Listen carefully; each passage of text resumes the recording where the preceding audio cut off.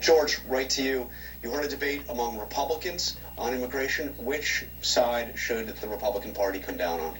Every conservative sympathizes with what Jeff Sessions was saying about not rewarding lawbreaking. However, conservatism begins with facing facts.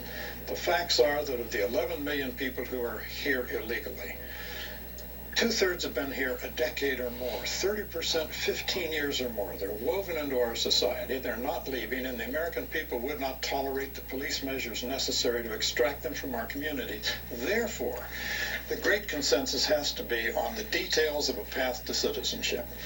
The most important thing Rubio said in your interview was, even if the system weren't broken, even if we had no illegal immigrants, we'd still need to do something about this because we need the workers as the baby boomers retire and as the birth rate declines. We need something to replenish the workforce to sustain the welfare state.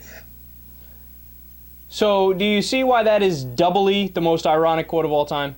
No, I love that clip for that reason, because he says one of the dumbest things I've ever heard George Will say, which is tough competition, because he's always saying something ridiculous. Conservatism begins with facing facts. I'll bust that up in a second. But first, on just the issue of immigration, is he right? Ironically enough, this may be the first time George Will has been right about anything. He's basically saying, should we have a pathway to citizenship? Absolutely. At this point, it's really not even a debatable issue. That's the heart of what he said. Now, I'm sure I would disagree with him on specifics in terms of the pathway to citizenship, and he would probably be in favor of a much harsher system than I would be. But by and large, you have to give him credit. He's right on that.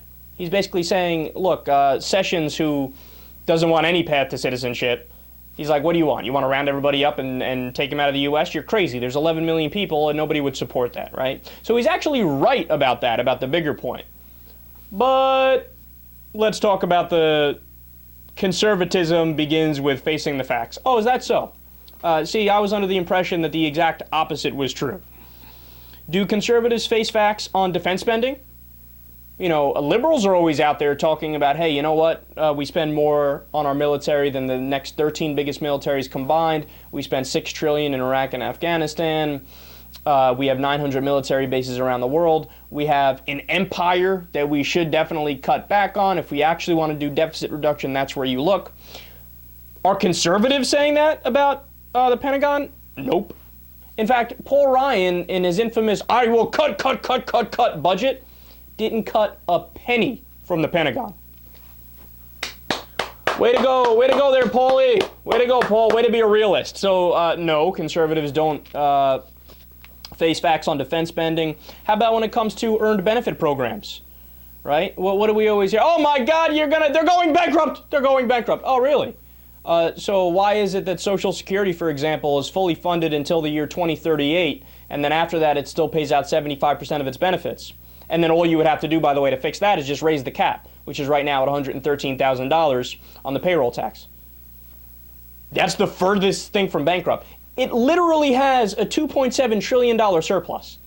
I can't think of anything that is less bankrupt than Social Security. And furthermore, a government agency doesn't go bankrupt. You either choose to fund it or you don't fund it, right? You could say defunct.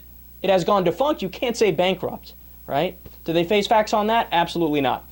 How about on taxes? All we hear from Republicans, lower taxes, Reaganomics, the job growth, it'll lead to job growth. You cut taxes for the rich, guaranteed the economy does well. Oh, really? What happened during the George W. Bush administration?